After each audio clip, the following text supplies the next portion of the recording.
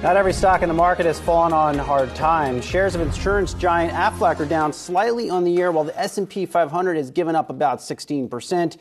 Analysts credit the relative outperformance to the general stability of the insurance industry, Aflac's strong cash position, and the steady hand of our next guest. Dan Amos is the longtime CEO of Aflac and joins us now. Dan, good to see you. I see you got a feathery friend sitting there right next to you at Aflac Duck. I do. God bless you. It's a good partner to have in life. But let me ask you this. The economic cycle is, in fact, changing, and it's changing rapidly. What changes are you seeing in your business? Well, we have an enormous cash flow. And when you have inflation, of course, interest rates go up. And that actually is positive for us from that standpoint. The negative side is that the value of the bonds that you have go down in value, but we hold them to maturity almost in all cases. And so generally some inflation can be positive economically for us. Of course, then the ability for consumers to buy becomes an issue. And whether or not, they have the additional cash to be able to do that. So there's checks and balances, but it's not always negative in the insurance business. Have you been able to successfully push through price increases in this environment? Well, we haven't had any price increases at this point.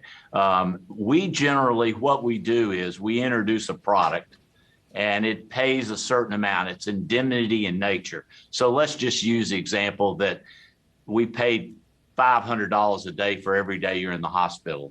And now inflation's taken place and it's 10% higher. We introduce a new policy that pays $550 or 10% more, and it usually runs 10% more. You don't have to buy it. If you want to have the 500, you can keep it. If you want the 550, you can upgrade and buy it. So that's a little different. Now, we can have rate increases if we need it, but we've had so few rate increases in our history that it's not a major issue for us. Dan, it's Julie here. At its core, the insurance business is a risk management business, right? Assessing risks that are out there. So we've been talking to people for weeks now about whether the environment is indeed more risky now. I'm curious what you think in terms of the overall economic backdrop, whether you think risks are piling up and what we're poised for here. Well, you're right. We're in the risk business. We don't avoid risk. We manage risk.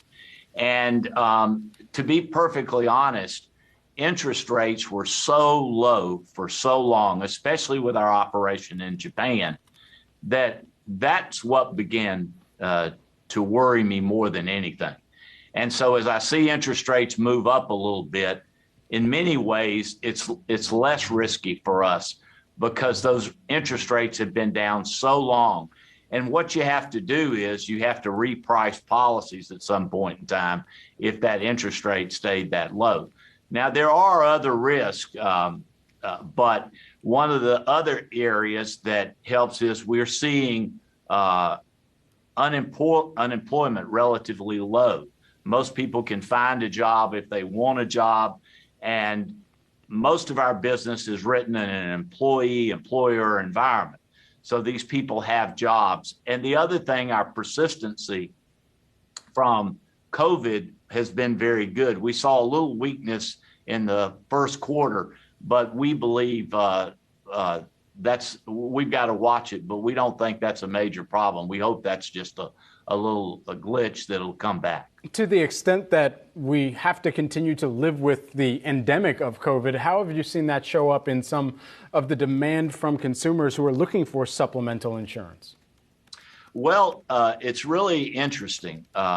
We thought that claims would spike, but what actually happened is our claims went lower initially.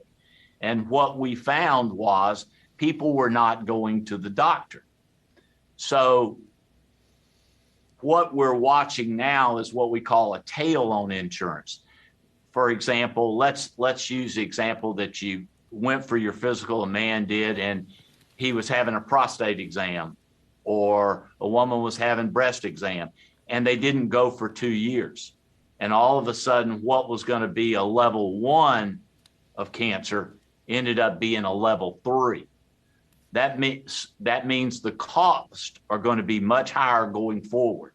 And we're watching that. We have not seen that spike that we think could happen, but that is the potential that it could happen. One of the things that we've done in our new policy that we've just introduced this year is we've got mental issues will be covered to some degree, to where because of people and COVID and what has happened, to help them handle those issues that are out there.